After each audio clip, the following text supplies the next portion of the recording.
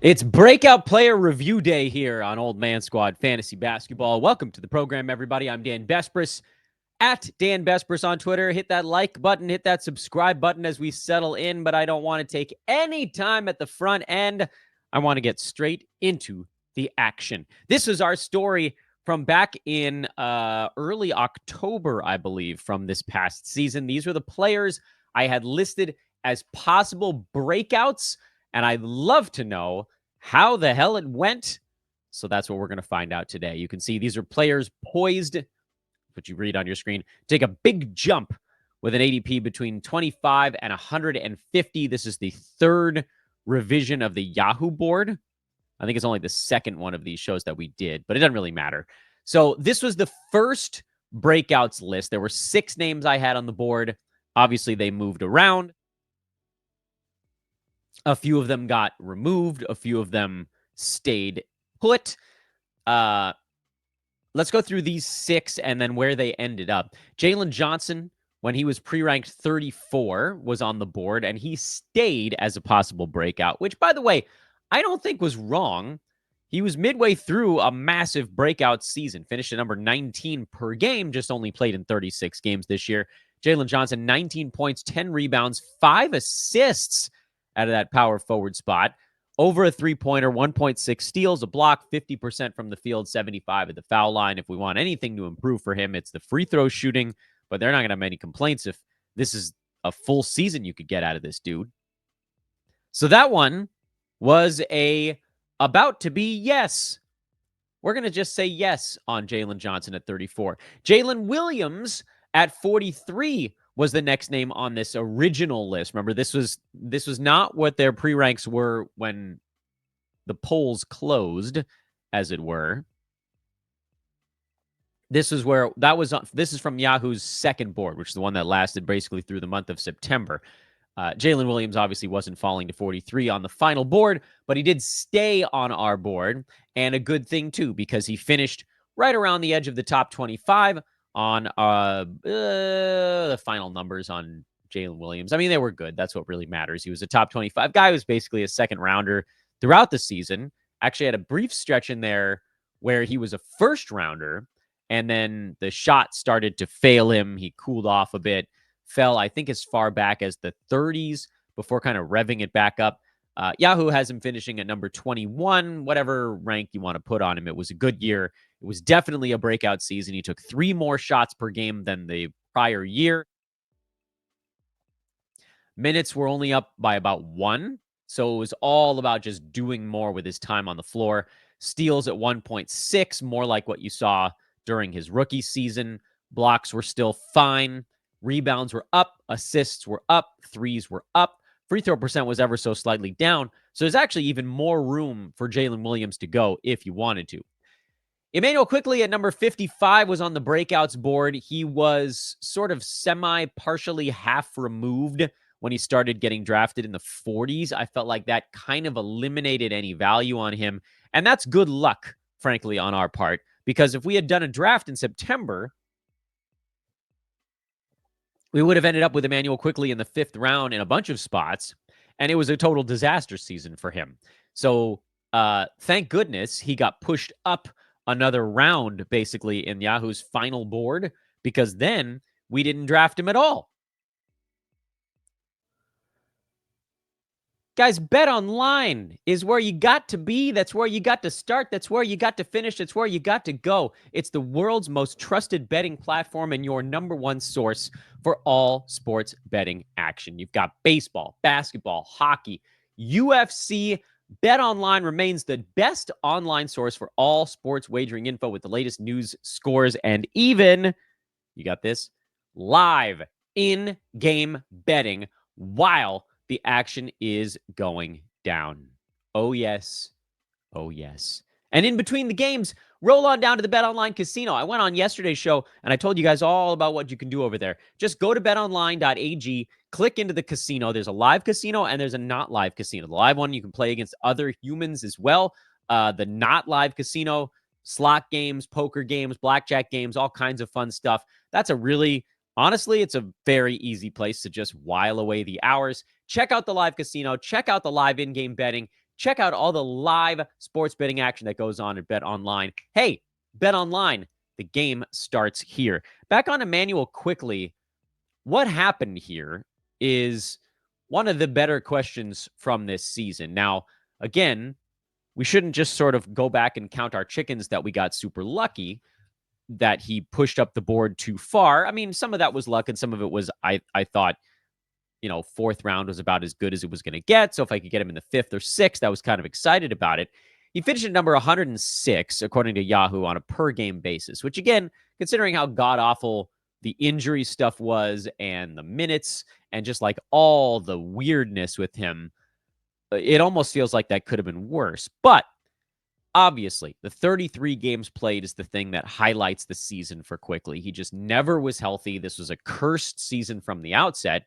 And I think, at least in terms of like what went wrong this year, that's a very easy and obvious answer.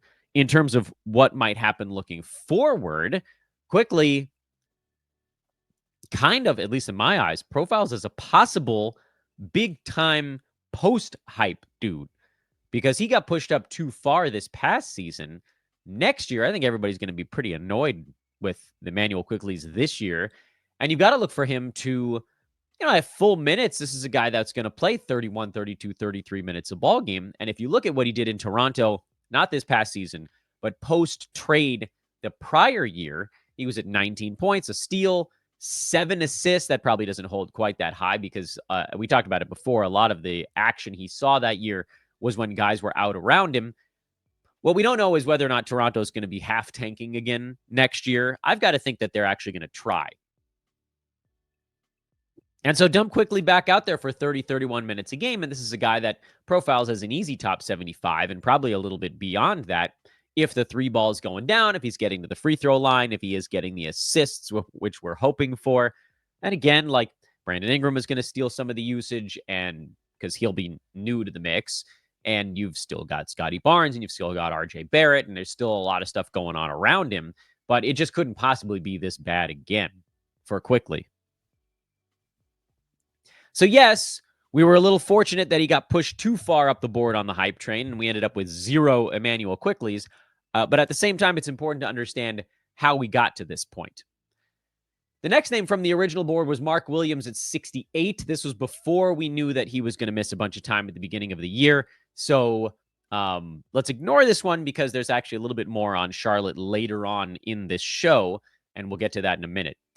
Isaiah Hartenstein at 86. This was also before he was listed as being injured, so let's ignore that one for now and move on to Jordan Poole at 98, who was definitely a player that stuck around on breakout boards. He was a guy that we knew was going to be better this year than last year. That was a pretty easy one to predict because he was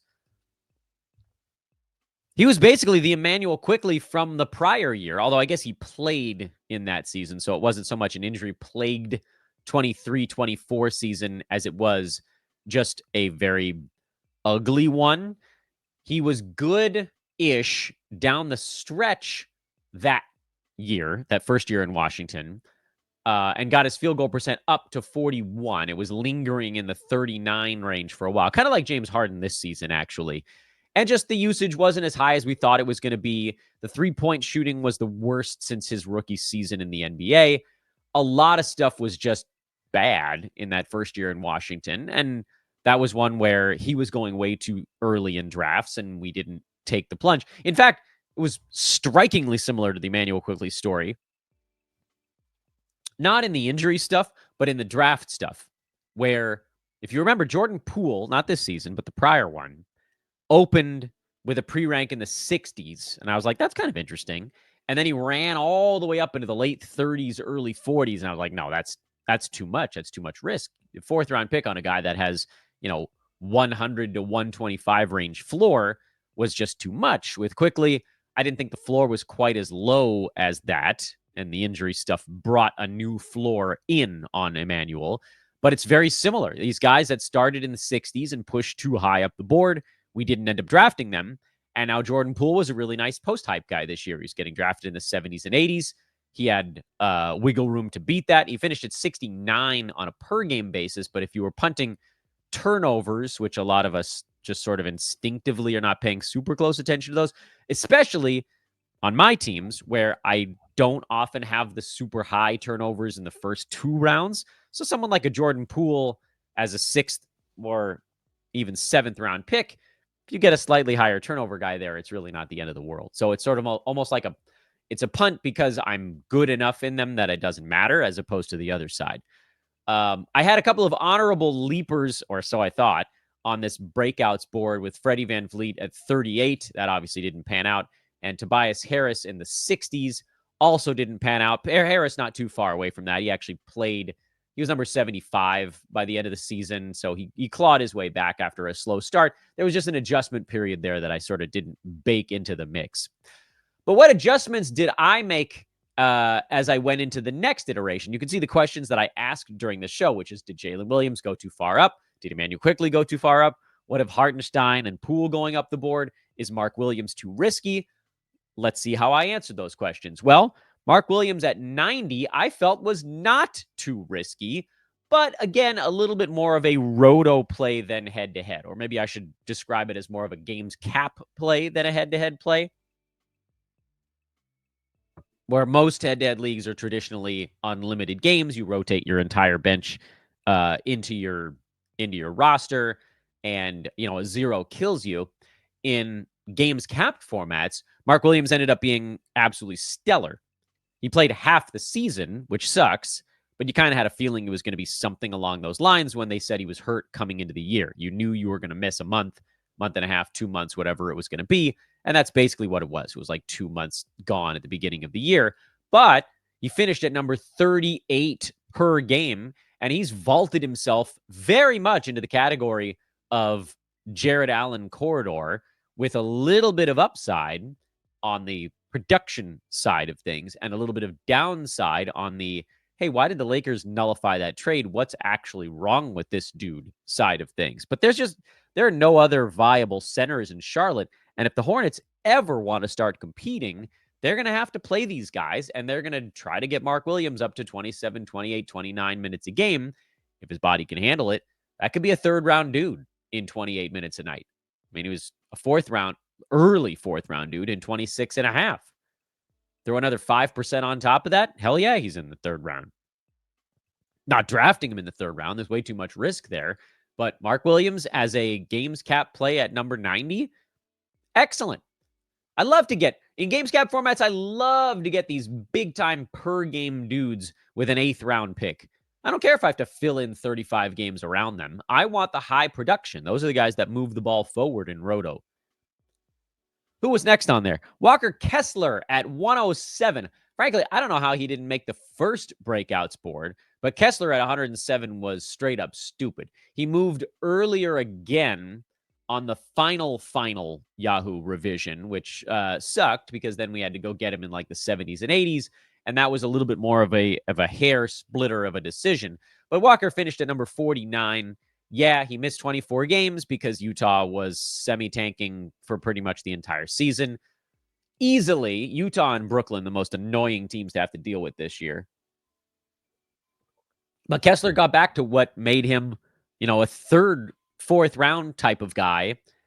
Not this year, not last year, but the year before that, prior to the shenanigans, prior to the Olympic downturn, prior to the shoulder injuries, all that stuff, which was 11 points, 12 rebounds, 2.5 blocks a game on 66% shooting from the field. Traditional big man category, monster. Boards, blocks, field goal percent, hyper elite in all 3. Utah is shaping up to be bad for one more year. So there is a fear there again that you're going to get 55 to 62 games out of Kessler. And I think we should be afraid of that. But again, if you could have gotten him in the hundreds, doesn't even matter how many games he played. Top 50 guy you take outside the top 100, that's a win, even if they only play half a season. And he got a little bit closer to, more like 2/3. So we'll call that one a victory. Not as much, certainly, on the head-to-head side, but obviously a big one in games capped formats. Naz Reid worked his way onto the board at number 111 as a possible breakout name. It was a very much an up and down season for Naz. If you're looking at final full regular season numbers, he finished at number 102, which hard to call that a big win if you drafted him at 111. But if you played your cards right, this ended up being better than that. And again, we shouldn't give ourselves more credit than we deserve because, overall, Naz Reid was 102. But first of all, he played an 80 out of 82 regular season games. So extraordinarily durable. If you're looking at totals, he racked up over 1,100 points, 70 plus blocks, almost 60 steals. He was near 200 assists, almost 500 rebounds. This is all really important stuff as you're trying to win a head-to-head league. So by totals, if you're into that sort of thing, which I think you should be in head-to-head, he was ranked number 53. So this was a fifth rounder by totals. And that matters in head-to-head. Not as much in games cap formats because you're playing a ninth rounder every single day. I mean, that's like a little bit better. You figure you can pick up about a 10th rounder off the waiver wire every week or two to fill in a couple of ball games. Sometimes a little better, sometimes a little worse. It probably averages out to around that kind of 10th round realm. So for games cap, Naz Reid was a little bit less intriguing in total. But that gets into the weeds a little bit more on Naz. So for head-to-head, you can just play him every day. You played him every day. He was number 53 by totals. He was durable. That's a big deal in head-to-head, especially if you have any risk guys earlier on your board. He was useful there. With games capped stuff, you could have played him when any one guy was out for Minnesota. As it turns out, the Wolves had like half their starting lineup out for about 6 weeks right in the middle of the season. And during that stretch, Naz Reid was a third rounder or better. So Naz's season was like 17 weeks at about top 110 and about 5 weeks at, top 40. And it averaged out to around top 100 because it was, much more heavily weighted with the 110 range kind of stuff. So for games cap, what did you get out of him? Did you get 6 very, very, very good weeks? I mean, yeah, sort of. You got like a month where he was a behemoth, and you got a couple weeks on either side of that where he was pretty good. And then you got like 10 weeks where he wasn't a guy you wanted to use against your games cap. Is that then a dude you can leave on your bench for half the season and play for half the season? I guess so. And again, this is a dude you're getting in the 10th round, which I think in all formats, if you can find a good use for a 10th rounder gets you 5th round by totals. Great. Head-to-head, that's a win. 10th rounder gives you 6 to 8 weeks of really nice production in the middle of the year against a games cap. That's also a win. But there's the roster crunch side of it. If you have a 5-player bench, then Naz made a lot more sense in a games cap format as opposed to if you had a 3-player bench where, again, for, a dozen weeks, he was outside of what you would want to play in games cap. So I don't really know how to grade that one out. I think generally you could call it a victory for the year, but, some formats more than others and some weeks more than others and so on and so forth. And frankly, I'm embarrassed that this name was not on the original Breakouts board, but that's Amen Thompson at 113. He was an add to that one. As you guys recall, he was a player that I liked, but didn't love at the start of draft season. And as you may also recall, we did a show, and I don't remember when it was. In fact, I mean, honestly, I could probably look it up. You want to look it up, find out when it was? It was October 2nd. We did a show with the Dynasty maven himself, the great Matt Lawson, NBA Dynasty ADP on social media. And we got on and talked through Jalen Williams, who I was already high on. We talked through Nikola Jokic, who you guys know was my absolute monster of a player. But we got to the end of this. We were basically working our way through a team that Matt had drafted in my annual industry mock draft. But I think we got to something like, well, who was the guy that you wanted that you didn't get? And then we ended up talking about Amen Thompson for like 5, 6, 7 minutes. And at the end of that, I was like, you know what? Like, I like this guy, but I don't like him nearly enough. Matt likes him more than me, and Matt's right. And we need to be better about letting everybody know they should be higher on Amen Thompson as well. So a great show with Matt led to an upgrade on Amen Thompson in a lot of formats. And it paid off. Thompson was fantastic this year. Why did I do that preamble? I just want to make sure that everybody that does anything here on this show gets the credit they deserve. Thompson finished at number 62 over the entire season. His was also kind of a tale of 3 seasons where Houston was very, very, very healthy for the first month and a half, 2 months. And Amen was around a top 100 guy. The Rockets were very, very unhealthy for about 2 months after that. And he was a second rounder during that stretch. And then the Rockets were mostly healthy down the stretch. And Thompson was more like, I don't remember what he was. What was Amen Thompson like the last 4 or 5 weeks of the year? I think he was like around 60, 70 range, something like that, which is, I think, probably a safe place to say, okay, this is like around where he probably belongs in drafts. But I have no idea where he's going to go this coming year. Oh, okay, here we go. So last 20 games of the season, he was number 50. 15 points, 7 boards, 4.5 assists, 1.6 steals, a block, 54% from the field, 61 at the free throw line. Doesn't hit any 3-pointers. That's 33 minutes a game. But again, that's with more of the other usage guys around him. So the assists were a little bit lower. The scoring was a little bit lower than when, Van Vliet was out and Jabari Smith Jr. was out and Dylan Brooks was out and all these guys, with the exception basically of Jalen Green. And I guess Alperen Şengün was pretty healthy, but the other 3 starters were down for a stretch in the middle of the year. I think Amen Thompson is going to get drafted in the 4th round this coming season. He might even go as early as the 3rd. And I fear that's probably a hair too soon because, again, like, there are other players on the Rockets that do still exist. If they somehow thin the herd, if Brooks is gone or if Jabari Smith Jr. is gone or whatever, then maybe you look on to tweak that a little bit. But we have to take a lot, I don't want to say a grain of salt necessarily on Thompson, but just understanding that it's going to be hard for him to play 34, 35 minutes a game when the Rockets have 6, 7 other very good rotation guys. The caveat to that is, if you watch the Rockets playoffs, he looked like their best player. Is he? I don't know. Like, he still can't shoot, but he was the guy that jumped off the page. It was a Warriors series, if I'm remembering, of just like, oh my God, look at this dude. He's better than the other guys out there. And it's just a matter of him realizing his insane potential. But at what growth curve is that going to be? Does he develop a shot for this coming season? I don't know. That feels like asking a lot. Can he hit some free throws this coming year? Maybe. That's a way that he could pretty much secure himself a top 50 run, even if the Rockets are healthy. But regardless, coming back to this past season, at 113, he was a very clear breakout guy.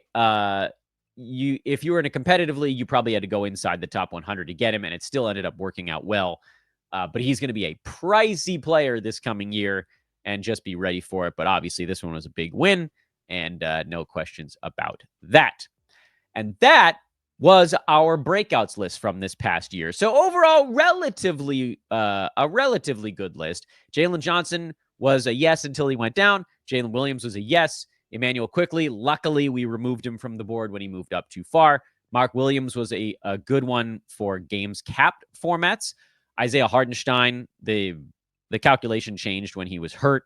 Jordan Poole was a yes. Walker Kessler was a sort of, given the rest days. Naz Reid was kind of a meh, so like not really, I guess, but also sort of in head-to-head. And Amen Thompson was a big yes. So there weren't any like real obvious clunkers on the final board. Emmanuel Quickley was the big clunker on the second board. So if you did your draft before we were able to revise this list, then I do apologize for Emmanuel Quickley. But otherwise, we came out smelling like roses on this one. That's what you want. Little time with roses. Thanks for watching, everybody. That's our show today. We kept it to 25 minutes. Can you believe it? Dano never goes that fast. Again, like, rate, and subscribe on the way out. Speaking of Matt Lawson, it looks like my good buddy Noah Rubin's doing a show with him right now. So that'll be dropping at some point on this network later on today or tomorrow. I can't wait. I cannot wait to see what this network can do in August when leagues open again. I'm mad, frankly, right now, mad and sad because it's the end of May instead of August. We're going to have so much fun this coming year. We're going to have so much good stuff for you. So make sure to subscribe. I'm Dan, and I'll see you tomorrow.